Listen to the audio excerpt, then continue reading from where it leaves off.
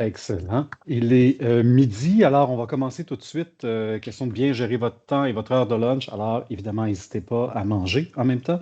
Vous pouvez nous en faire profiter ou fermer votre caméra, c'est vraiment à votre discrétion. Euh, Bienvenue tout le monde. Je suis hyper content de vous retrouver aujourd'hui pour vous parler de planification de la relève. C'est un sujet qui met peut-être pas d'étoiles dans les yeux de tout le monde, mais qui m'en met dans les miennes. Et mon objectif, c'est peut-être pas de vous faire rêver sur la planification de la relève dans la prochaine heure et demie, là, mais du moins, je veux dire, donner toute l'importance à cet élément-là qui est souvent, je dirais pas toujours sur le radar, malheureusement. Puis c'est un des plus grands risques de nos organisations parce que c'est là qu'on voit qu'il y a le plus d'impact, c'est dans cette mouvance-là. Alors, écoutez, je vous propose qu'on commence ça maintenant. Ce webinaire-là est diffusé en direct au mois d'octobre, mais également disponible après ça en réécoute sur l'Institut de la philanthropie. Les participants au visionnement en direct auront une copie également de la présentation et de l'enregistrement. Je vous invite évidemment à vous assurer de désactiver votre son tout au long de la présentation pour éviter toute interférence. Et j'ai pas une grande concentration, donc ça m'en prendra pas beaucoup pour perdre le focus. Et il y aura une période de questions, évidemment, à la toute fin. Voilà. Alors, je vais commencer tranquillement, pas vite, en partageant mon écran. Je gagne du temps pendant que j'essaie de savoir comment le faire. Et voilà. Et si vous avez des questions, vous pouvez les écrire évidemment dans la zone de clavardage. On se gardera du temps à la toute fin. Marie et Sarah, mes collègues de BNP, puis je vois aussi qu'il y a Brigitte qui s'est jointe à nous de BNP. On sera tous là pour regarder vos différentes questions, commentaires, puis planifier la suite des choses. Alors, gérez-vous Vous avez réellement votre risque? C'est la grande question qu'on va se poser aujourd'hui. Je me présente très brièvement. Vous aurez une copie de la présentation. Donc, je suis chez BNP Performance Philanthropique depuis un peu plus de 4 ans. Mon nom est Daniel Lantaigne. Je travaille comme vice-président talent, stratégie et impact. Donc, je fais essentiellement des mandats, oui, de collecte de fonds. C'est ce qu'on fait chez BNP, mais également des mandats qui sont liés aux ressources humaines et à la gouvernance. Et je vais vous dire, on est pas mal dans ressources humaines et gouvernance. Et par la bande, assez dans le financement. Vous allez voir lorsqu'il y a des transitions qui sont mal gérées, notamment au niveau de la direction générale. Le webinaire, comme je l'ai dit, est enregistré. Il va être disponible sur l'Institut de la philanthropie de BNP Performance Philanthropique. Ce webinaire-là a été approuvé par CFRE. Donc, si vous êtes dans votre parcours pour devenir CFRE ou si vous l'êtes déjà, sachez qu'il y a un crédit qui sera attribué à cette session d'éducation-là. Donc, on est un des fournisseurs autorisés de CFRE.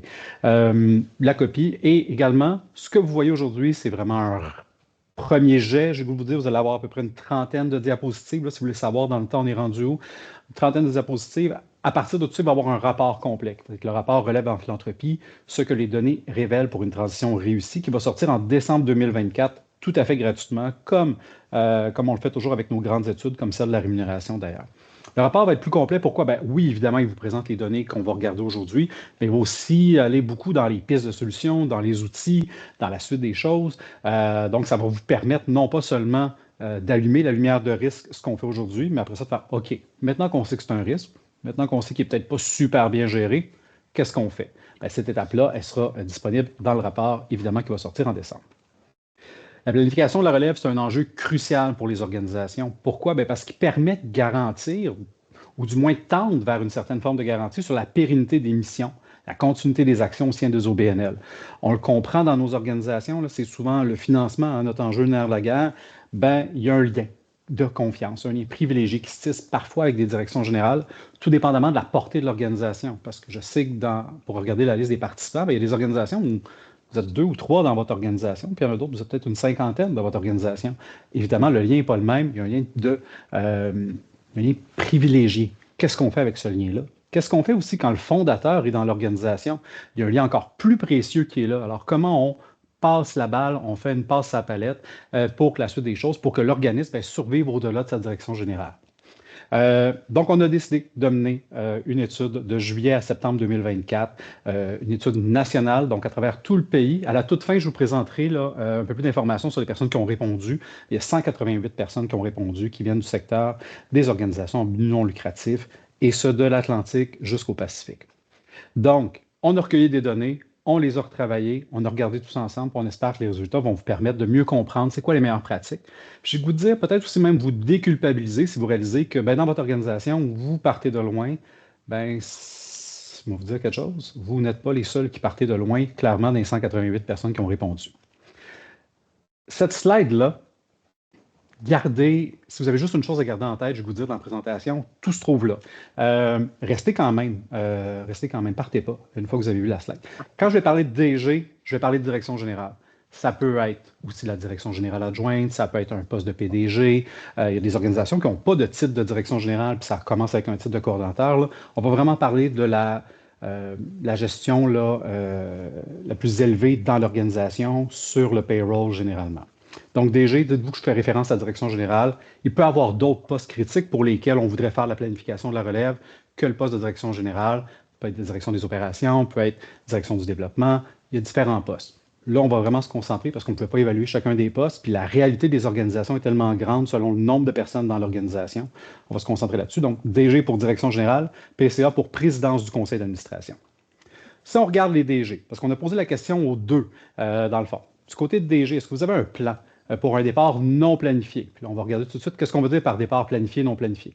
Un départ non planifié, là, se faire frapper par un bus, accident, maladie, bref, non disponible pour une période indéterminée, qui pourrait être une période finalement où il n'y aurait jamais de retour aussi, donc non planifié. Puis non planifié, ça peut être aussi un licenciement, un congédiement. Donc, bref, cette personne-là n'a pas eu le temps de monter ses dossiers, mettre à jour ses informations, faire un beau plan de transition. C'est soudain.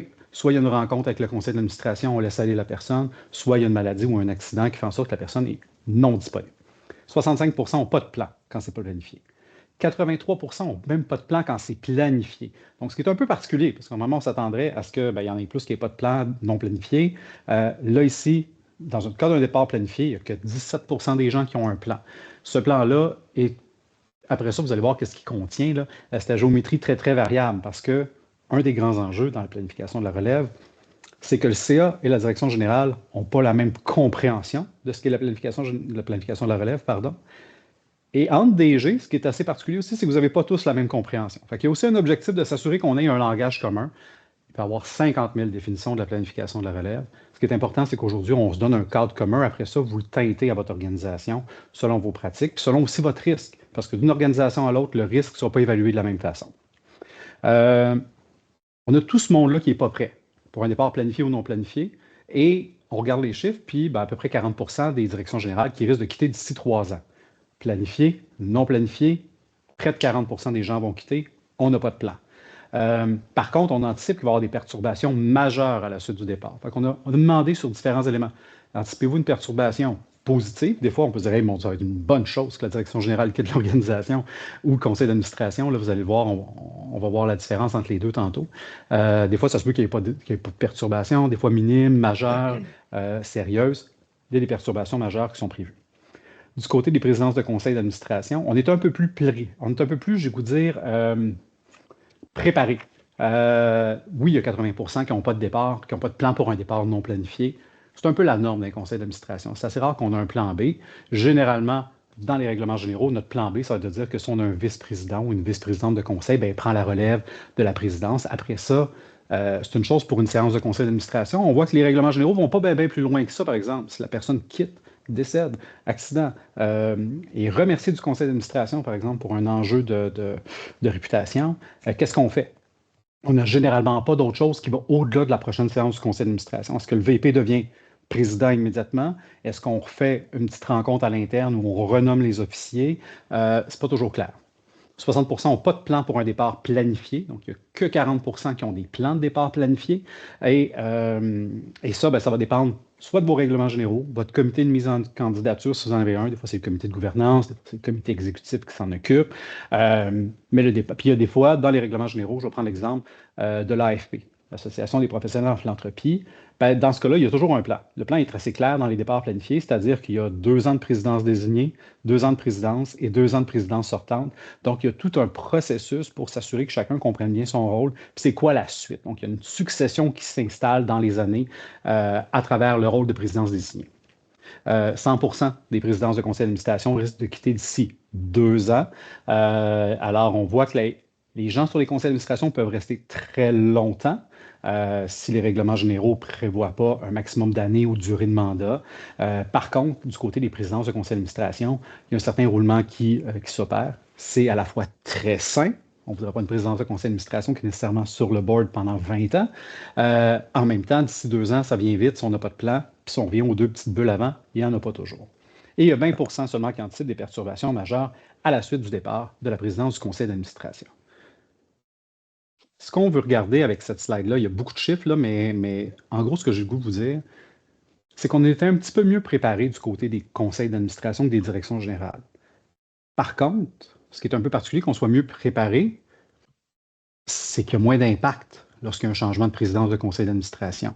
Oui, votre présidence a peut-être des liens avec certains donateurs dans votre stewardship, dans votre intendance, je veux dire, dans la reconnaissance, dans certains liens avec des partenaires, c'est sûr, il y a un rôle qui est joué à ça. Mais ce qu'on voit, c'est que le climat d'équipe, changement de présidence de conseil d'administration, ça ne fait pas grand-chose.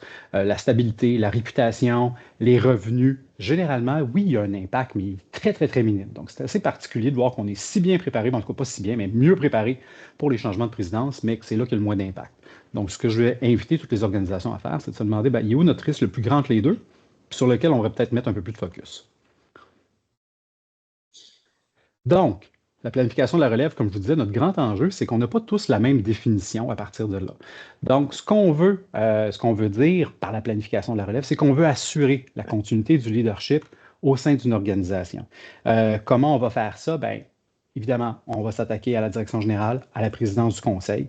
Comme je vous dis encore une fois, ce sont les 2 rôles ou fonctions qu'on a retenus pour cet exercice-là, mais il y en aurait d'autres que vous pourriez identifier sur votre conseil d'administration et d'autres que vous pourriez identifier aussi sur votre direction générale. Euh, et puis, bien évidemment, on veut maintenir la stabilité des postes clés dans l'organisation, garantir l'atteinte des objectifs stratégiques de l'organisation. Puis la stabilité des postes clés, c'est qu'on va voir, malheureusement, pas exclusivement dans cette étude-là, mais souvent, évidemment, quand il y a une direction générale qui change, ou même une présidence de conseil, bien, c'est que cette personne-là avait mobilisé un certain noyau de gens qui vont peut-être se désengager si notre planification est mal faite, ou même si la planification était super bien faite, il va finir par avoir d'autres départs autour de tout ça. Fait qu'on va essayer on veut essayer de garder ça toujours fonctionnel. Donc, voilà. La relève planifiée, comme je vous l'ai dit, c'est connu, c'est dans le futur. Par exemple, moi, j'annonce que je vais prendre ma retraite d'ici quelques années. Bien, là, on prépare le terrain. On va regarder à l'interne s'il y a des successeurs qui peuvent être intéressants. On va regarder à l'externe. Je vais vous expliquer toutes les différentes étapes. Mais là. On est dans une transition qui devrait être harmonieuse, une passation de responsabilité qui devrait se faire en douceur. La relève planifiée peut quand même venir avec soit ce qu'on va appeler un overlap, donc les 2 personnes qui sont en même place. Je vais vraiment vous inviter à garder vos micros fermés. Donc, une transition harmonieuse entre la passation des responsabilités, pardon. Ça se peut qu'on décide qu'il va quand même avoir une coupure. Ça vient beaucoup du secteur privé. Hein. On ne veut généralement pas qu'un soit teinté de l'autre. Question de garder les dossiers confidentiels, question de beaucoup de choses. Des fois, on va tirer rapidement sur le band-aid. Par contre, il va arriver qu'une transition. La revenue non planifiée, bien, il n'y a évidemment pas de transition. Assurément, là, parce que généralement, si on est dans un cas d'une démission ou d'un congédiement, la démission ne nous permet pas d'avoir assez de temps pour une transition selon le préavis. Il y a certains contrats de travail qui prévoient un préavis beaucoup plus long, on va le voir plus tard.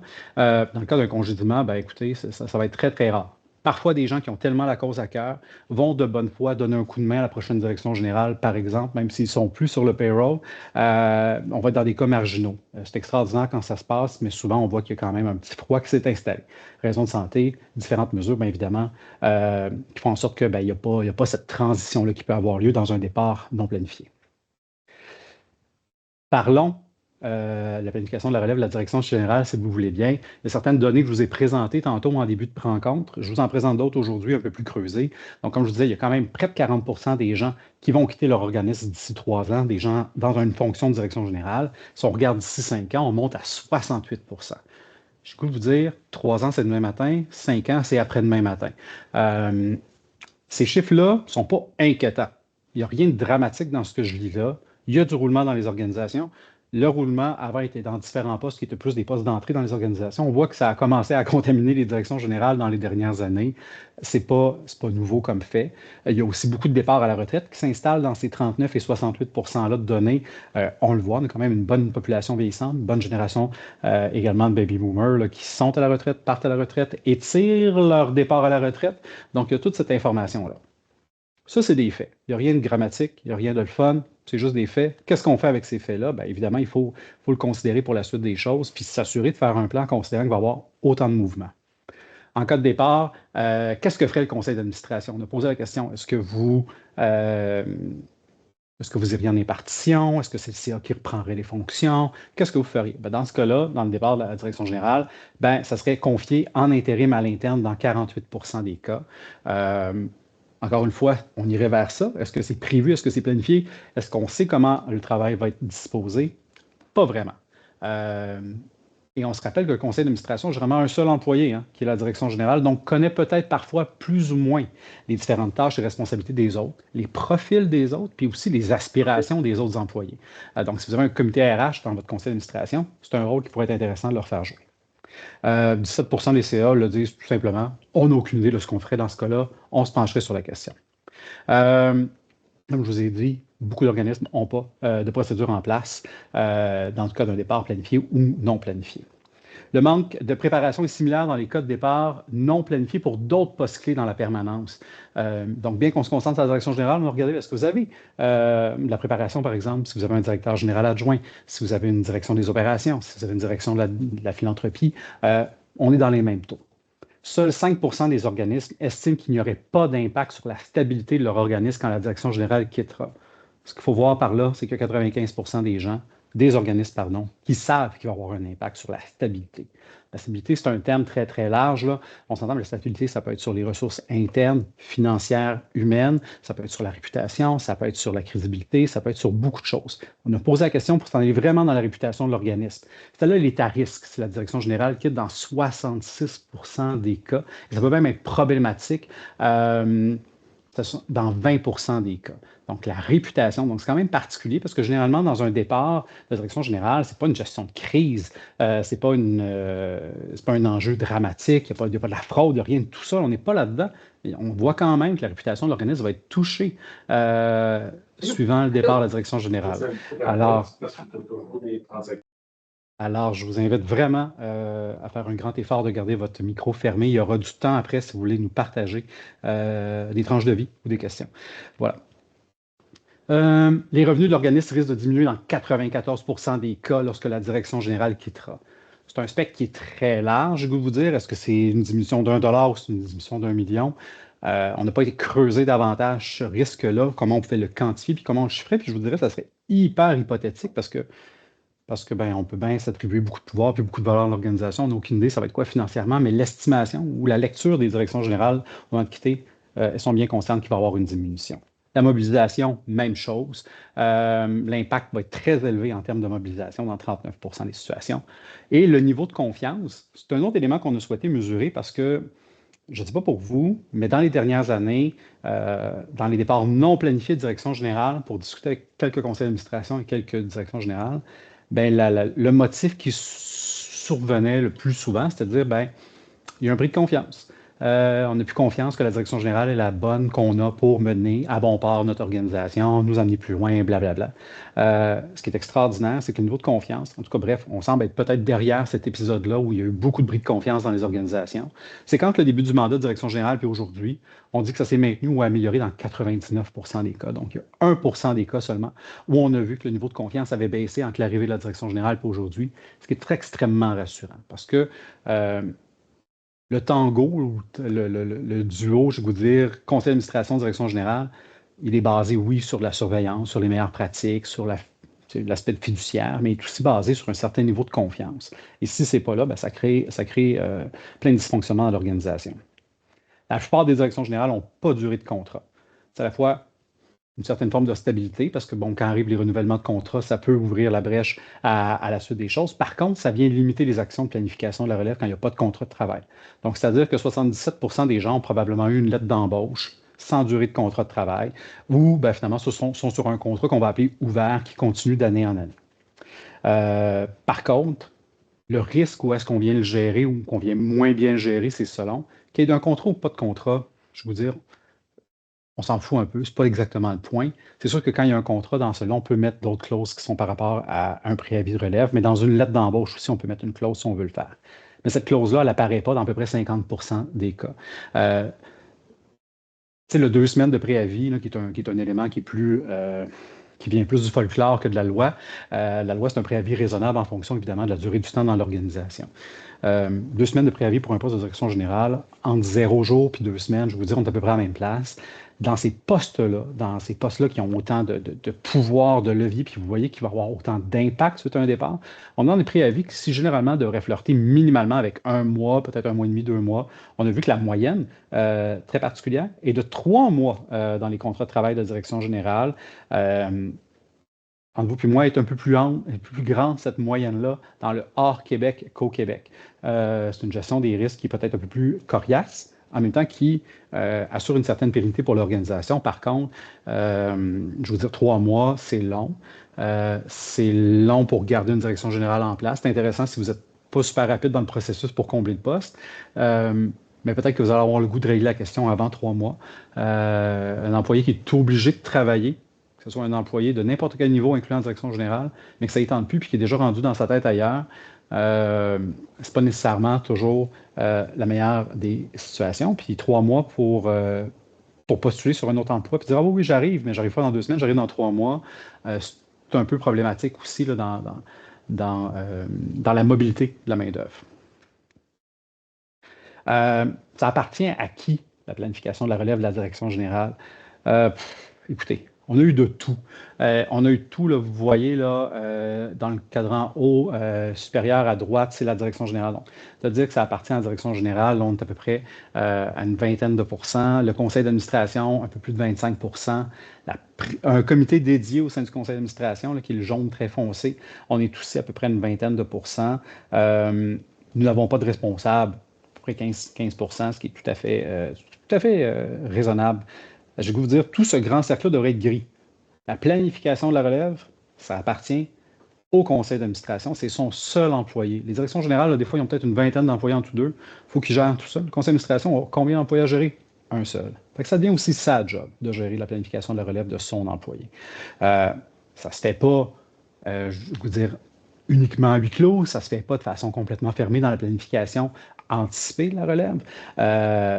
Mais ça appartient au conseil d'administration, comme ultimement les grands enjeux stratégiques. La planification stratégique d'une organisation appartient au CA. Oui, la direction générale, c'est souvent elle qui va la faire, ou qui va l'amener, ou qui va la livrer, mais ça appartient au conseil d'administration. La gestion des risques organisationnels appartient encore une fois au conseil d'administration. Évidemment, il y a une délégation de pouvoir, puis il y a certains risques que le CA ne peut pas complètement gérer, donc il s'attend à ce que la direction le fasse, mais ultimement, c'est une responsabilité du CA. On a regardé, donc, dans les quelques slides précédentes, là, vraiment ce qui touche la direction générale. Par contre, il faut aussi se pencher sur la question de la présidence du conseil d'administration. Vous allez me voir venir, on est à peu près dans les mêmes types de questions. Fait que vous allez être plus préparé à lire ce que vous allez lire. Les présidences de CA, tant mieux, on a 74% qui sont acquittés d'ici 3 ans. Ça va grimper à 95% d'ici 5 ans. Donc, évidemment, tout ça devrait bouger davantage. Il y a certaines fonctions là, où ça bouge différemment dans les pourcentages. En fonction de la taille des CA, en fonction de la régionalité des CA. Donc, évidemment, il y a un petit peu de mouvement là-dedans. Je vais vous dire, d'ici 5 ans, à peu près 100% de vos présidences de conseil d'administration vont avoir quitté. En cas du départ, qu'est-ce qui va se passer? Il y aura une fonction intérimaire qui serait confiée à une vice-présidence ou une vice-présidence désignée du CA dans 50% à peu près des cas. Dans 23%, ça ne serait pas intérimaire. On va juste dire, parfait, la vice-présidence devient présidence du conseil d'administration. Donc, on a quand même un certain contrôle, certains mécanismes qui sont en place. Par contre, le rôle d'un vice-président de conseil, je ne sais pas pour vous, là, il n'est jamais clair. Oui, il est là pour remplacer dans l'absence de blablabla, mais est-ce qu'il y a vraiment une transition de dossier? À part si vous avez un comité exécutif là, qui se réunit, la vice-présidence n'a pas nécessairement un rôle formel à jouer, c'est pas exactement ce qu'elle doit faire. Fait qu'il n'y a pas nécessairement non plus, je veux dire, une forme de mentorat dans ces rôles-là. Fait que, bon, c'est intéressant de savoir qu'on a quelqu'un. On a identifié une personne pour prendre la chaise. Est-ce qu'on l'a aidé, cette personne-là, à prendre cette chaise-là? Souvent, la réponse, c'est non. Et il y a souvent, évidemment, aucune procédure en place, que ce soit planifié ou non planifié.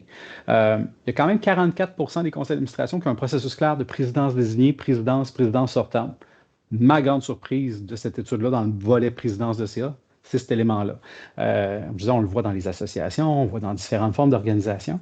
Dans les règlements généraux que j'ai analysés dans les dernières années, je n'ai jamais vu ça. Fait que je suis à la fois surpris, heureux. Encore une fois, il y a une grande influence hors Québec à travers tout ça. Donc, il y a des principes de gouvernance qui sont un peu différents, mais duquel, je vous dis, on devrait peut-être s'inspirer dans une certaine mesure. 30% des organismes estiment qu'il n'y aurait pas d'impact sur la stabilité de leur organisation. Peut-être même que ça pourrait améliorer la stabilité de leur organisation si la présidence du CA venait à quitter, ce qu'on n'a pas eu dans la direction générale. Donc, parfois, comment je vous dirais, on va parler, là, c'est pas super sympathique, mais de bois mort sur les conseils d'administration, de leadership, c'est pas évident. C'est des rôles qui sont évidemment bénévoles à travers tout ça. Donc, parfois, ça aide l'organisation, parfois, ça peut lui nuire dans une certaine mesure. Très petite mesure, là, 7%, mais à garder en tête. Dans 60% des cas, la réputation de l'organisme ne serait pas touchée par un départ à la présidence. À peine 2% des organismes seraient en situation problématique. Pourquoi? Bien, souvent, l'organisation qui est ce qui est public, c'est qui est la figure de représentation, le porte-parole, la personne qui interagit plus avec les donateurs, avec les médias, avec la communauté. Ben, souvent, c'est la direction générale. Puis oui, le président ou la présidente de CA existe à quelque part, évidemment. C'est probablement une page là, sur votre site web, un rapport annuel qui l'indique. Peut-être moins présent.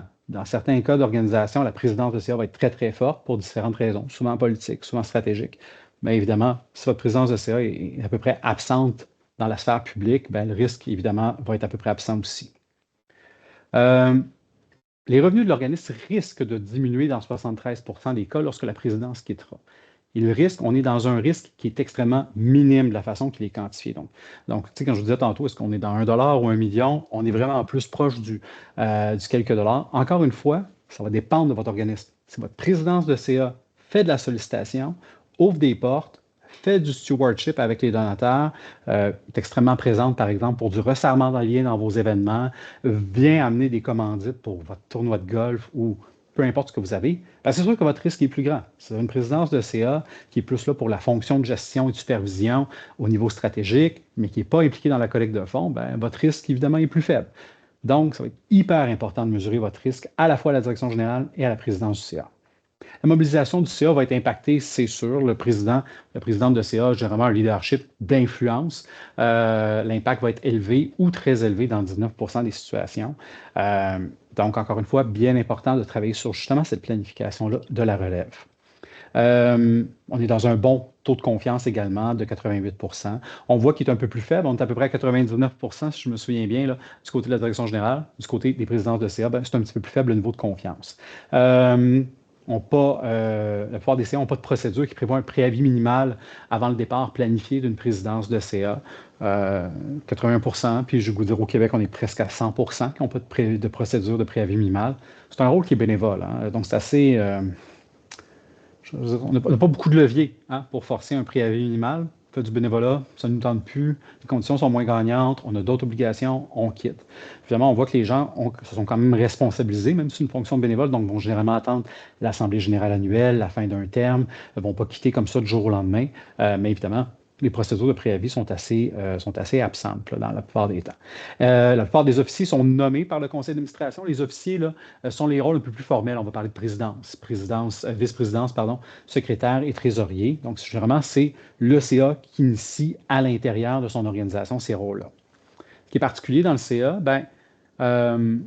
c'est la notion de membre. Ce sont les membres qui élisent les administrateurs élisent entre eux les officiers. Dans certains CA, on va voir que membre égale le conseil d'administration. Il n'y a pas donc une assemblée des membres, il n'y a pas une définition très claire des membres. Dans d'autres, surtout les organisations qui reçoivent des fonds publics, il y a souvent une exigence de vie démocratique là, pour ceux qui reçoivent, par exemple, du soutien aux organismes communautaires ou qui vont recevoir du PSOC, donc qui vient généralement des CIS et des CIUS. Il y a cette exigence-là. Donc, les membres, ça peut être des gens qui ont reçu des services, des gens de la communauté, des personnes intéressées. Disons que vous faites tout un beau plan dans votre CA, vous dites, nous, là, cet administrateur-là, cette administratrice-là, c'est notre prochaine présidence. Si vous arrivez à votre AGA et que les membres ont décidé d'autre chose, ça peut arriver que finalement vos membres viennent un peu contrecarrer vos plans de planification de la relève. Il faut aussi y penser. Comment on s'assure finalement que tout ce qu'on est en train de travailler pour identifier une prochaine présidence, que ça puisse fonctionner. Alors, l'influence auprès des membres, par exemple, dans ce cas-là, va être importante. Puis dans d'autres cas, évidemment, c'est le CA qui s'élit entre eux, qui lie les nouveaux administrateurs, administratrices. Là, il y a moins de stress de ce côté-là. Mais il faut le garder en tête parce qu'on peut bien se faire le plus beau des plans de relève. S'il y a un facteur externe qui vient un peu contrecarrer tout ça, on a un peu travaillé dans le vide. Encore une fois, très, très grande variante. Puis évidemment, il y a une plus grande compréhension que la relève de la présidence du CA, bien, ça n'appartient pas à la direction générale. On avait quand même un petit faible pourcentage, à peu près 5-6 qui croient que ça appartient à la direction générale. Pas du tout. Ça peut être un conseil d'administration, ça peut être un comité dédié au conseil d'administration, ça peut être la présidence du conseil d'administration. Ces trois réponses-là sont bonnes, puis elles vont quand même chercher là, un peu plus de 75 des répondants. Ça dépend de votre structure, ça dépend du nombre de comités que vous avez. Hein. Il y a des conseils d'administration qui ont des comités à n'en plus finir. Si c'est un comité, bien, ça va être souvent le comité exécutif. Ça peut être le comité de mise en nomination qui a aussi ce rôle-là, le comité de gouvernance, si vous en avez un, donc le CA à l'intérieur du CA. Puis parfois, bien, ça va être le président ou la présidente du conseil d'administration qui va aussi jouer un grand rôle, qui va identifier la relève, qui va s'assurer qu'il y a un consensus aussi, parce que c'est intéressant de l'identifier, c'est intéressant même de l'accompagner, mais on va voir que la notion aussi de leadership, comment je voudrais ça, qui va de soi, va être importante. On a regardé dans les premières étapes tout ce que ça comporte, cette planification-là de la relève, tous les risques, tous les enjeux, évidemment. Par contre, comment on fait bien une planification de la relève? Ça, c'est une autre question qu'il faut se poser. La première, ben, c'est quoi nos besoins de notre organisme par rapport à la relève? C'est une question qui semble pas trop compliquée, mais elle n'est pas trop simple non plus. Je vous parle de direction générale, je vous parle de présidence de conseil d'administration. Est-ce que c'est vraiment ça vos fonctions qui ont besoin d'identification de la relève? Je vais vous dire, vous devriez répondre au moins à ces deux éléments-là, mais vous devriez regarder votre organisation puis avoir un petit pif là, un peu plus souvent que ça, parce que vous allez peut-être anticiper un départ à la retraite d'une personne. Vous n'aurez peut-être pas faire le grand processus au complet, mais à chaque fois que vous savez qu'il y a un départ ou qu'il y a une fonction qui vous met à risque, elle devrait faire partie de votre définition des besoins. Puis des fois, cette personne-là, c'est pas la personne qui est la plus haute dans le payroll. Ça se peut que ça va être votre personne, je ne sais pas moi, qui s'occupe de faire de la saisie dans Prodon. Mais si vous n'avez plus personne dans votre organisation qui sait comment Prodon fonctionne, vous avez un risque à gérer de ce côté-là. Comment vous allez le gérer? Comment allez-vous faire pour la suite des choses, cette personne-là? Encore une fois, devait quitter de façon prématurée ou quitter même de façon planifiée. On va identifier notre relève pour chacune des fonctions qu'on a nommées dans notre première étape. Donc, disons, poste de direction générale, la première étape, c'est souvent de regarder à l'intérieur même de l'organisation. Donc, on va identifier l'ensemble des personnes qui pourraient peut-être être intéressantes. Évidemment, il devrait avoir un écart. Hein. On devrait se dire oui, mais pas tout à fait prête. Ça, c'est la bonne réponse. Si vous me dites oui, mais déjà prête, faites tout de suite un plan de relève pour cette personne-là parce qu'elle va s'en aller ailleurs si elle est déjà prête. Donc, dans l'idéal, on a des gens qui ne sont pas très loin pour le faire. On va les identifier à ce moment-là. Ça se peut, si votre organisation se limite à 2-3 personnes, que vous n'ayez pas de relève à l'interne. Ça se peut même si vous êtes une organisation de 50 personnes, que vous n'ayez pas de relève à l'interne pour certains postes critiques ou postes clés. Ça fait partie de la réalité. L'identification de la relève, dans ce cas-là, va se faire dans un bassin externe. Ce n'est pas la même façon de le faire parce qu'il ne va pas appeler, je ne sais pas moi, tel autre DG ou tel autre employé de notre fondation. Faire, hey, en passant, je t'ai identifié comme ma relève dans mon organisation, je veux juste que tu le saches, reste stand-by un jour. Ce n'est pas comme ça que ça fonctionne, mais il faut créer un plus grand bassin parce que ce bassin-là, évidemment, va vivre, va évoluer, va changer. On ne sait pas si les personnes sont intéressées. On ne peut pas les accompagner. Pardon, on ne peut pas les accompagner nécessairement dans le développement de la relève. Donc, il y a des limites à ce qu'on peut faire avec un bassin externe, mais il faut parfois et même souvent nourrir un bassin externe. On a identifié notre relève. L'étape 2, c'est fait. Maintenant, qu'est-ce qu'on fait? On va l'identifier, on va l'évaluer. C'est quoi nos écarts? Qu'est-ce qui manque à cette personne-là pour prendre le poste demain matin? Puis comment on va la développer pour lui permettre d'aller chercher ça? Il y a différentes façons de développer une personne. Ça peut se faire par l'auto-formation, ça peut être différentes formations, ça peut être un partage de tâches, ça peut être finalement un partage de responsabilités aussi. Donc, il y a différentes façons d'amener cette personne-là à prendre un petit peu plus de galons pour éventuellement un jour jouer un rôle de relève. Et après tout ça, bien évidemment, on fait des suivis. On se parle. Grand frein qu'on a dans nos organisations, c'est qu'on ne se parle pas et on va mesurer les progrès. Je vous dirais que la plus grande lumière rouge là, que vous allez voir allumée, c'est entre l'étape 2 et la 3.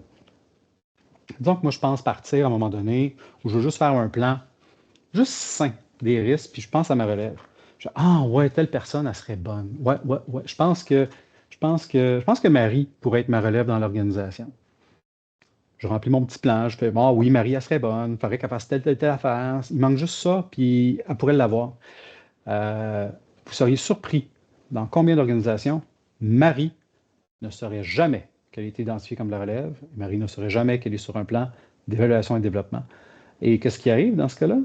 Mais Marie, à un moment donné, elle ne verra peut-être pas une suite pour elle de croissance puis d'évolution dans l'organisation. Fait que Marie, ben, elle va partir. C'est plate parce que si on y avait dit qu'elle faisait partie de la relève, peut-être qu'on aurait eu un levier de rétention, là, mais on n'en avait pas. Donc, aussi niaiseux que ça puisse paraître, il faut le dire à notre relève qui est identifié comme la relève. Ne fait pas juste leur garrocher ça de même, c'est pas nécessairement un cadeau. Puis ça se peut que vous ayez une réaction à laquelle vous ne attendiez pas. Parce que je vais vous dire, puis j'ai vu qu'il y avait beaucoup de directions générales dans les participants, c'est pas tout le monde en 2024 qui a le goût d'être DG d'une organisation. Ça ne met pas des étoiles dans les yeux de tout le monde. Ça peut en mettre. Fait que, il faut identifier notre élève, il faut avoir une jase, il faut y présenter. Il faut aussi gérer les attentes. Hein? Parce que la personne, ça vous revient dans 4 ans. Fait comme, c'était le fun, tu m'as dit il y a 4 ans que j'étais de la relève. C'était juste pour me garder dans l'organisation parce qu'à date, je ne vois rien qui bouge. Fait qu'il faut aussi que vous y réfléchissiez. Comment ça va se traduire dans votre organisation? Puis poser la question, qu'est-ce que tu en penses? Puis tu n'es peut-être pas prêt tout de suite, mais est-ce que c'est quelque chose qui pourrait t'intéresser plus tard? Est-ce que tu veux qu'on travaille ça sur le moyen ou le long terme? Poser la question, puis des fois, vous allez peut-être avoir un non assez clair, assez rapide, puis d'autres fois, ben c'est pas que j'y pense, je suis vraiment pas prêt, je suis pas rendu là. Fait qu'il faut le voir, puis en fonction de vos gens, je vais vous dire, il faut aussi gérer de l'anxiété. Parce que les gens vont faire un peu, ça veut-tu dire que tu vas partir? Pourquoi tu me parles de ça aujourd'hui? Il y a tous ces éléments-là là, à garder en tête dans la portion de communication là, qui va vraiment arriver dans les étapes 2 et 3. On va les regarder, si vous le voulez bien en détail. La définition des besoins de l'organisme. Des éléments que je vais passer plus rapidement parce que je me suis quand même avancé. Je fais toujours ça. J'avance toujours d'avance sur mes slides. Là. C'est un niveau de préparation moyen dans les organisations, là, le mesurer autant du niveau des CA que des directions générales. Ça prend un mandat clair du conseil d'administration. Je vais vous dire, partez pas tout seul là, avec votre bâton de pèlerin dans votre organisation comme direction générale sans en avoir parlé au conseil d'administration. On va, à la toute fin, là, on va faire un petit cadeau sur comment on initie cette première conversation-là. Puis, il n'y a pas de bon moment particulier.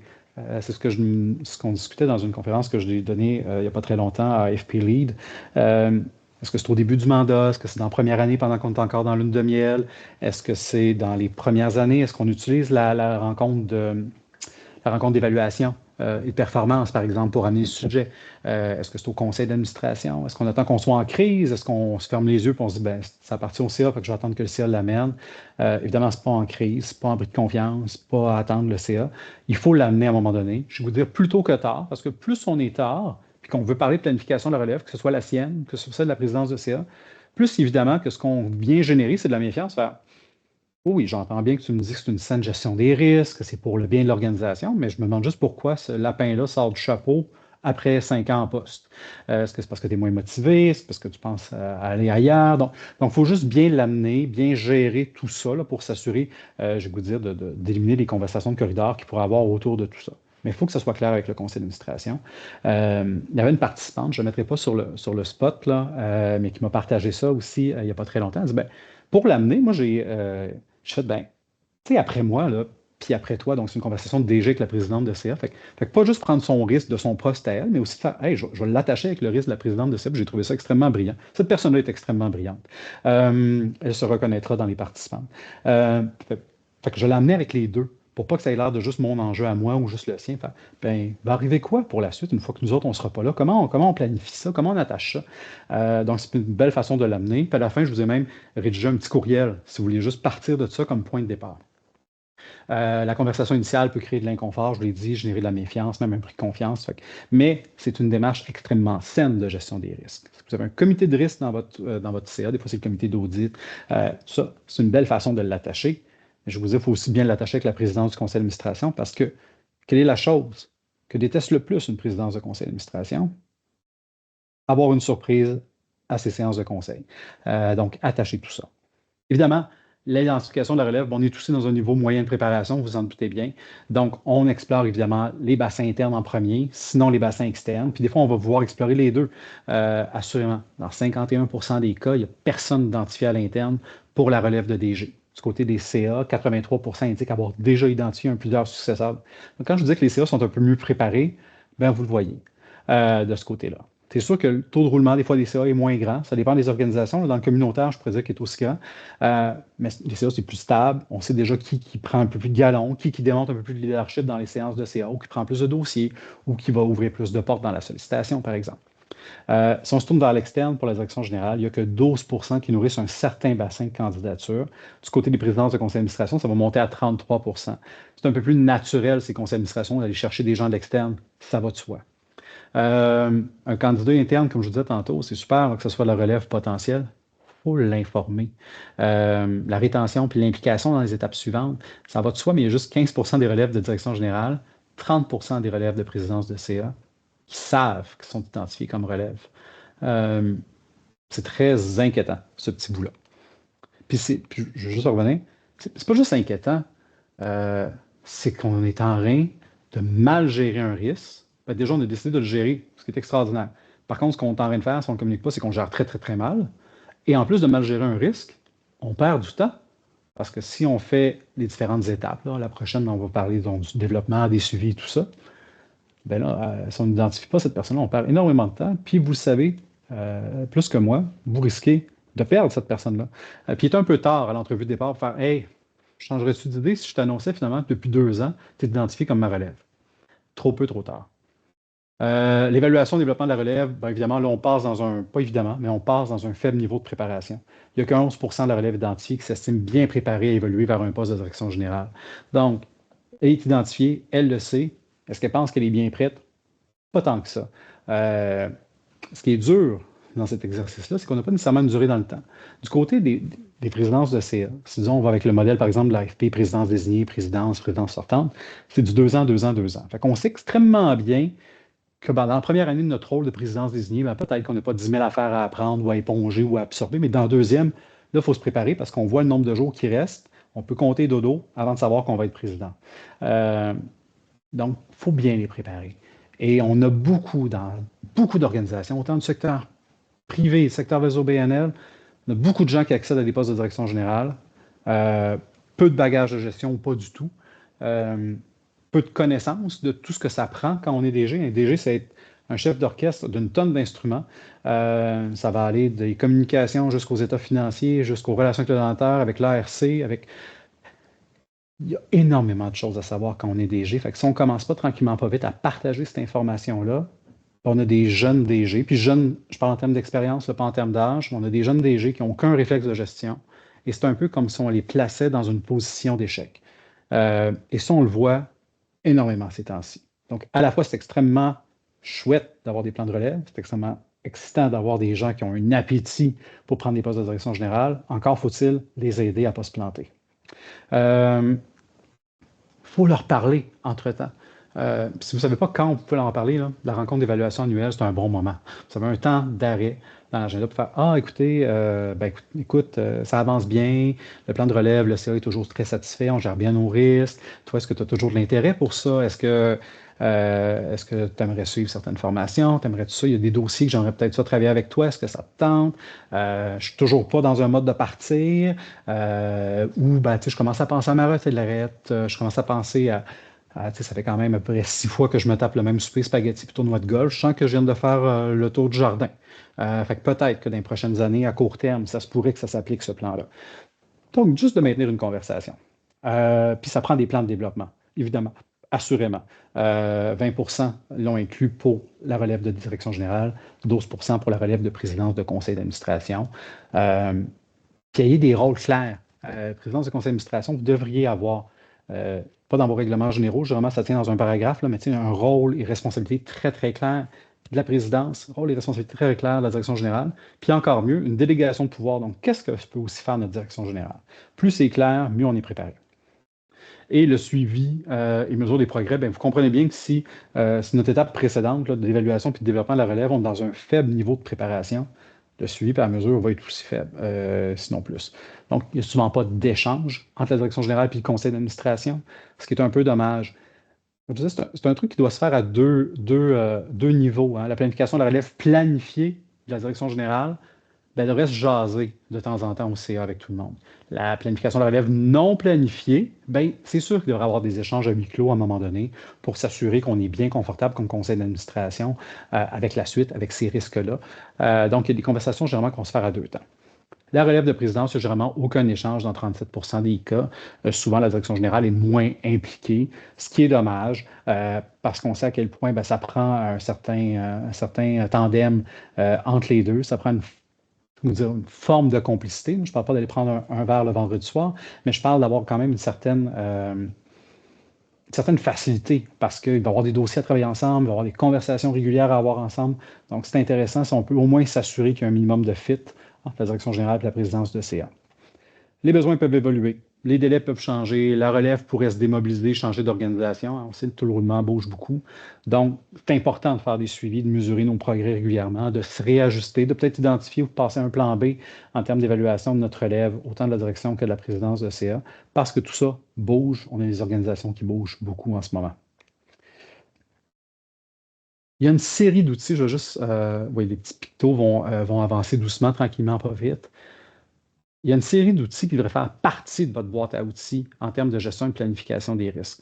Là, pendant que toutes mes lumières de Noël apparaissent sur mon écran, surtout les lumières rouges et jaunes, ça, c'est la base que vous allez avoir là. Donc, évidemment, une description de poste de direction générale, une description de poste pour la gestion intérimaire, si jamais le CA veut peut-être aller vers cette option-là.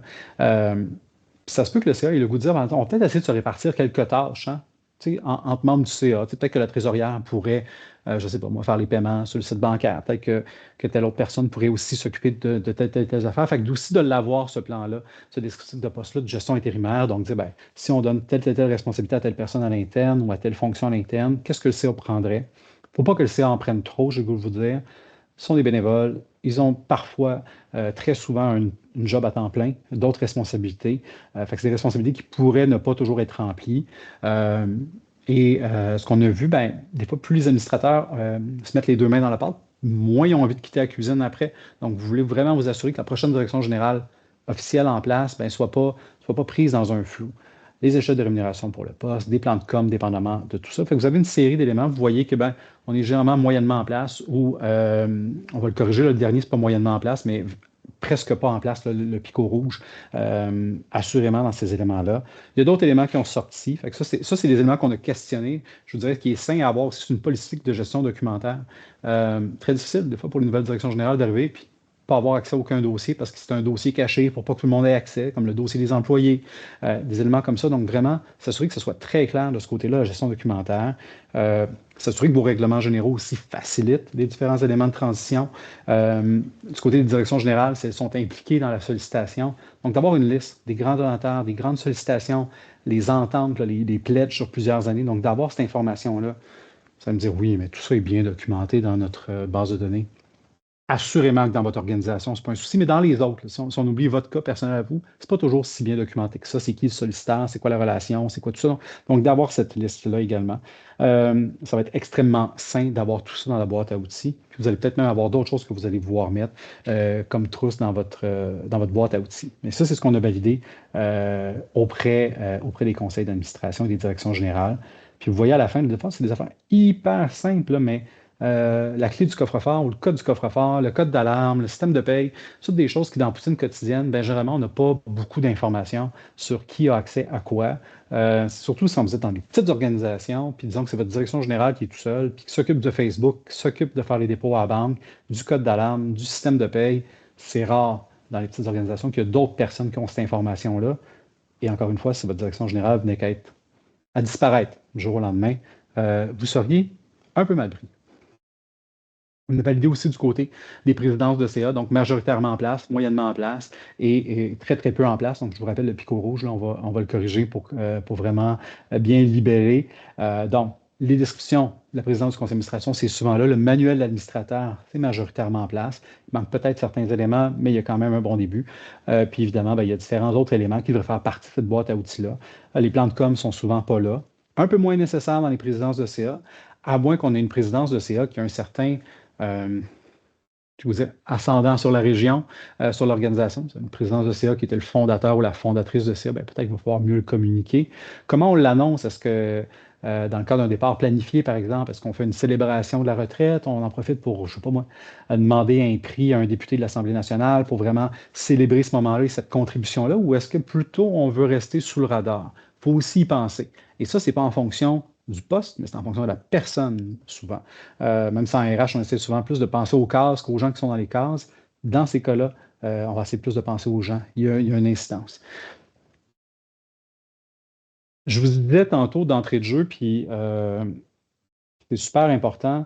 C'est une première étude qu'on a menée à travers tout le pays. si on est en mesure aujourd'hui de vous présenter ces différents résultats-là, c'est parce qu'il y a des gens qui ont pris le temps de répondre à ce questionnaire-là. Donc, quand vous recevez des questionnaires de BNP, c'est pas nécessairement pour vous vendre quelque chose. C'est juste qu'on veut collecter l'information puis vous la redistribuer par la suite des choses. Donc, encore une fois, merci beaucoup. On a eu des gens, comme je disais, de la Colombie-Britannique, de l'Alberta, de l'Ontario, du Québec, du Nouveau-Brunswick, Nouvelle-Écosse et Terre-Neuve et Labrador. Donc, les petits picots jaunes que j'ai placés sur la carte, c'était un bon test de géographie. Et on a des gens de tout type d'organisations, donc je ne vous les lirai pas, là, mais on a de la persévérance scolaire jusqu'à la protection des animaux, en passant par les musées, justice, défense des droits. Donc, on a vraiment réussi à avoir une étude à la fois qui est pan-canadienne. Bon, évidemment, pas évidemment, malheureusement, on n'a pas de répondants du Nord, puis les prairies, c'était un peu moins ça. Mais on a quand même à peu près tous les secteurs qui existent dans le secteur des OBNL, notamment en philanthropie. Quand on se demande des fois, ben ça, ces données-là, c'est-tu des données d'organisations qui ont 500 employés, c'est-tu des données d'organisations qui en ont 3? Voici un peu pour que vous voyez un peu où on en est. Donc, essentiellement, c'est des organisations qui ont une portée régionale, sinon locale. Donc, dans l'international, c'est le jaune qui est une très petite portion. Nationale, donc à travers tout le Canada, peut-être une quinzaine de points de pourcentage, mais sinon, on est beaucoup dans le régional ou le local. Donc, c'est ce type d'organisations-là qui ont répondu à l'enquête. À peu près 46 talents par organisation en moyenne.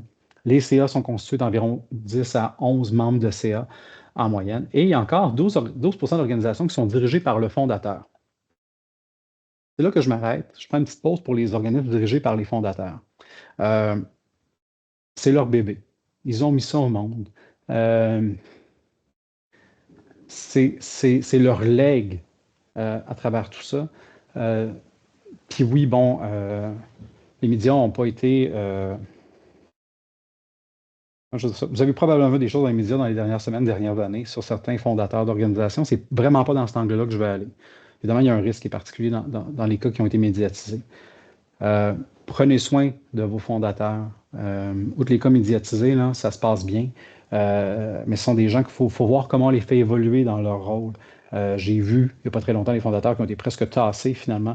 Pour faire, ben écoute, transition de la relève, la nouvelle DG qui arrive en poste, dès déjà aujourd'hui. Hein, fait que tu lui donnes ton bureau, tu prends tes affaires, puis oui, tu feras du mentorat sympathique si tu veux dans les prochains mois, mais ça peut être très, très, très mal géré. C'est un processus qui est très humain.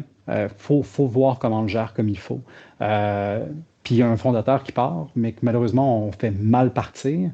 Il y a un risque financier terrible pour l'organisation, un risque de réputation, un risque de stabilité. N'oubliez pas que pendant que le CA fait la transition de direction générale, par exemple, dirigée par un fondateur, ben, pendant tout ce temps-là, vous avez tout le monde qui vous regarde. Il y a certaines organisations qui vont faire parfait, on va amener notre fondateur sur le conseil d'administration. C'est sympathique, c'est peut-être pas non plus la bonne réponse, parce que moi, être un nouveau DG qui rentre dans une organisation et de savoir que l'ancien DG qui est le fondateur est sur le CA, il devient un de mes patrons, je ne suis pas convaincu que j'aimerais ça tant que ça. Donc, il faut trouver le juste équilibre. C'est quoi? Est-ce que c'est sur une certaine durée de temps? C'est quoi les responsabilités? Comment je joue ce mentorat-là? Il faut vraiment bien travailler dans ce cas-là parce que le risque est encore plus grand. Puis finalement, bon, on a posé la question à savoir c'est quoi les revenus d'organisme? Parce que si vous faites, mon Dieu, je me retrouve donc ben pas dans cette étude-là où, oui, je me retrouve vraiment beaucoup, ben, vous allez voir que les revenus par organisme, évidemment, on a tout. Là. On a de l'organisme qui fait moins de 100 000 par année. On a une grande proportion là, qu'on est dans du 1 à 5 millions, quelques-uns plus de 5 millions. Donc, on a vraiment touché, je voudrais, à peu près à toutes les formes d'organisation. Donc, ça, c'est extraordinaire parce que ça nous donne quelque chose qui est plus représentatif du secteur. La suite des choses, ben, il y en a une. Évidemment, on va vous parler dans le rapport qui va être disponible en décembre, en français, en anglais. Il va y avoir plein d'autres choses. Les mécanismes d'anti-oppression, anti-racisme, harcèlement, inconduite sexuelle et psychologique. Pourquoi on se concentre là-dessus? C'est qu'on a vu que dans plusieurs organisations, il n'y avait rien en place. Si c'était la direction générale qui était visée ou la présidence du conseil d'administration qui était visée par un de ces éléments-là. Donc, qu'est-ce qu'on fait pour que les employés aient confiance, portent plainte? À qui ils vont porter plainte si, ben, disons, c'est la direction générale ou la présidence de CA qui est impliquée? Et on fait quoi en termes de planification de la relève? Parce que là, on va être dans la relève généralement non planifiée. On fait quoi si notre direction générale, notre présidence de CA est visée par une de ces plaintes-là au sein de l'organisation ou même à l'externe? Donc, il va y avoir tout ce volet-là qu'on va creuser davantage dans le rapport que vous allez pouvoir obtenir. Et ça va être super intéressant à lire. Vraiment, je vous dirais, ça ne va pas très, très bien du côté du harcèlement et des inconduites. Le vu dans le rapport de rémunération qu'on a fait il n'y a pas très, très longtemps, les chiffres ont malheureusement augmenté. Donc, comment on va mieux gérer le risque de l'organisation tout en protégeant les victimes.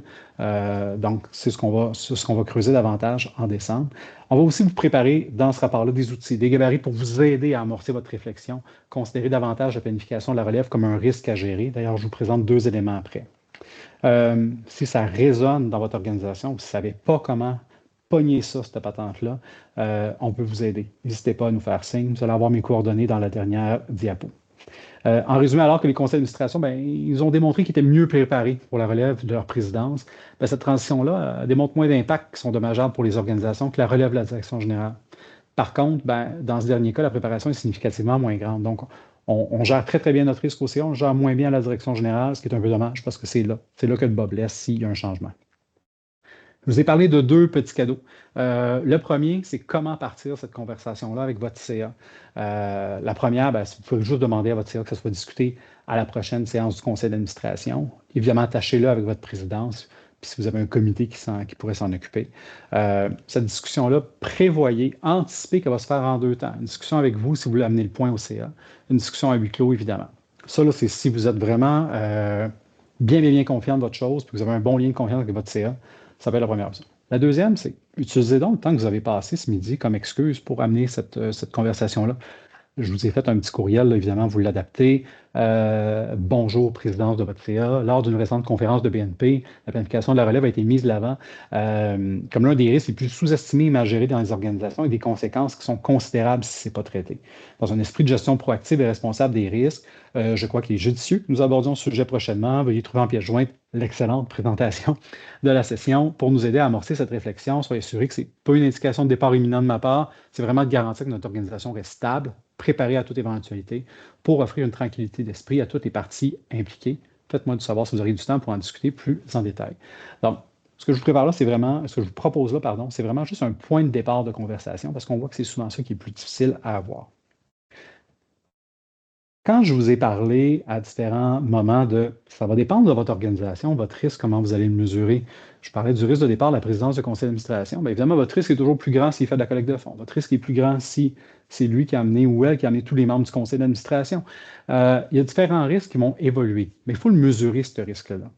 Donc, ce que je vous présente là, puis là, je vous en mettrai une version là, complètement en français parce que j'ai travaillé sur différentes notions. Fait que le risque numéro 13, donc départ d'une direction générale sans successeur identifié.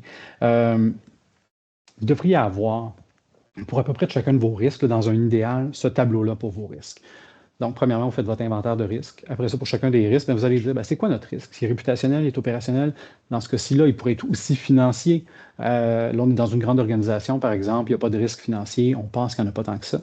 Est-ce qu'on a une certaine tolérance comme organisation par rapport à ce risque-là? Si oui, est-ce qu'elle est faible, modérée ou élevée? C'est quoi l'occurrence? Donc, est-ce que ça va arriver? Est-ce qu'on pense que ça va arriver? C'est assez probable. Je vous dirais même, on pourrait même monter jusqu'à 5. C'est sûr que notre direction générale va quitter. Là, dans ce cas-là, on est dans un cas de direction générale sans successeur identifié. C'est quoi notre impact? Là, on a mis un impact critique à 5. Donc, ça nous amène dans le cadran à droite en rouge. Si c'est en rouge, vous devriez avoir des tactiques d'atténuation de chacun de vos risques. Si vous êtes dans du vert, vous l'avez identifié, vous l'avez mesuré, vous passez à un autre appel. Donc, c'est quoi les différents risques qui sont possibles? J'en ai mis certains, là, c'est des exemples. C'est quoi les tactiques d'atténuation pour contrebalancer tout ça? Bien évidemment, développer un plan de relève, d'avoir des programmes de formation, impliquer le CA à travers tout ça, documenter nos processus, mettre à jour, avoir un plan de communication prévu peut-être avec les donateurs. Donc, il y a différents éléments, mais pour chacun de ces éléments-là, donc, vous devriez en avoir un pour la direction générale, un pour la présidence de CA. Ça devrait faire partie de votre inventaire des risques. Et de temps en temps, vous réouvrez ça pour faire, on est toujours à la même place en termes d'occurrence et d'impact. Notre tolérance, elle est quoi par rapport à tout ça? Puis nos tactiques d'atténuation qu'on a développées là, on en est rendu où dans la livraison de ces tactiques-là? Il y en a qui vont être en réaction, assurément, puis il y en a qui vont devoir être planifiées pour mieux gérer votre risque. Donc, ça, c'est le deuxième petit cadeau qu'on vous fait aujourd'hui. Je ne vous ai pas vu du tout dans la dernière heure, donc j'ai le goût de fermer mon écran puis de vous voir, puis on a du temps pour les questions, c'est ça qui est extraordinaire. L'objectif aujourd'hui, c'est vraiment de vous donner 1 heure de contenu, d'où le 1 crédit de CFRE. Si vous voulez en savoir plus sur BNP, si vous nous connaissez un peu ou pas beaucoup, ça fait quand même 25 ans qu'on est dans le décor auprès des organisations. Très, très, très, très fiers et heureux d'y travailler. On a évidemment fait un bon bout de chemin avec les organisations dans les 25 dernières années. On continue de le faire. ce bout-là que vous avez aujourd'hui en termes de planification de la relève, ben, c'est un autre exemple de ce qu'on fait. Si vous voulez évidemment poursuivre la conversation, vous avez un petit QR code qui doit renvoyer à quelque chose d'hyper intelligent. Je fais souvent des QR codes et je ne me souviens jamais à quoi il renvoie. J'espère que celui-là est bon. Donc, vous pouvez le scanner avec votre téléphone ou sinon, ben, vous avez aussi le lien Calendly. Vous avez mon courriel. Bref, je ne suis pas très, très dur à joindre. Euh, alors, merci beaucoup de votre participation, mais vous n'avez pas tant participé parce qu'on n'a pas ouvert le micro. Merci beaucoup de votre attention. Et là, je vais arrêter le partage. Et si vous avez des questions, ben, c'est le moment. Si vous n'en avez pas, c'est aussi correct. Vous pouvez soit rester pour bénéficier des questions des autres ou ben, vous êtes libéré pour le reste de votre après-midi. Alors, Marie et Sarah, je ne sais pas si vous avez obtenu des questions entre-temps pendant que je n'étais pas là. Sinon, ben, écoutez, l'espace est disponible.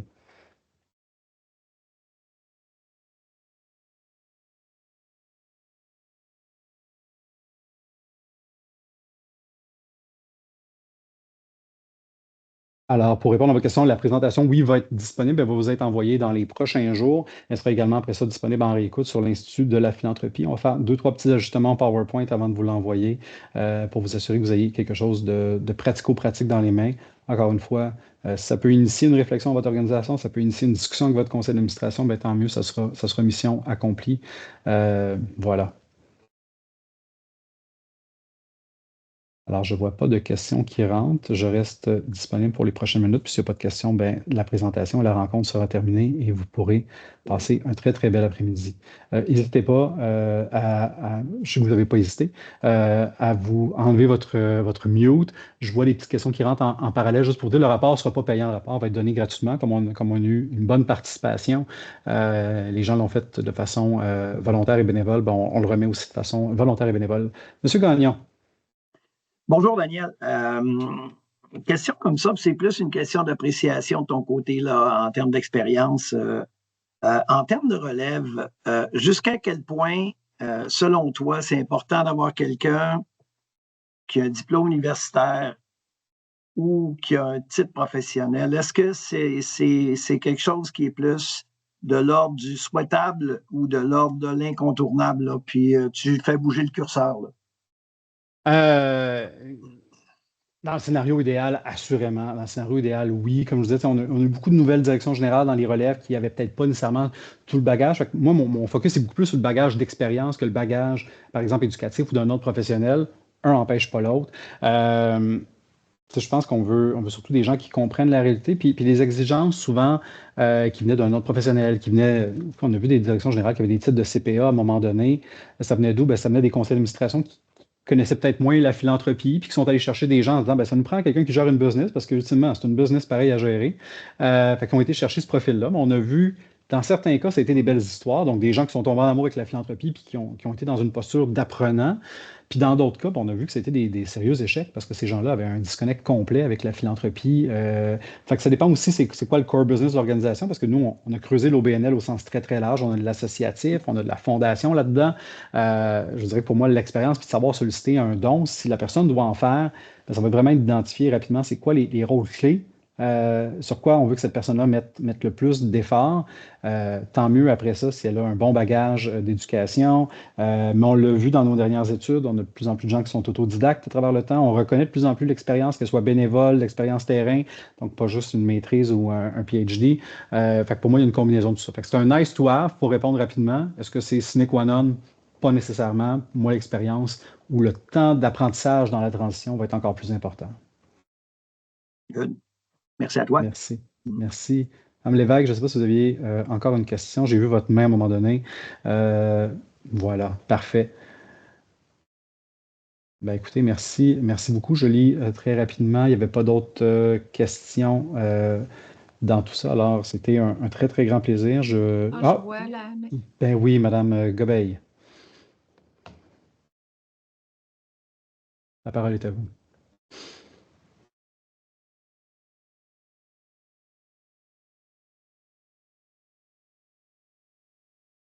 Alors, je ne sais pas si vous êtes sur mute. Vous ne semblez pas être sur mute, Mme Gobeil, mais je ne vous entends pas.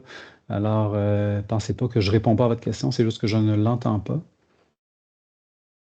si jamais vous avez une question aussi là, qui survient, moi je suis du genre à pas avoir de questions sur le moment, à les avoir le lendemain matin en prenant ma douche. Puis je fais, hey, mon Dieu, pourquoi j'ai pas posé cette question-là? Savez-vous quoi?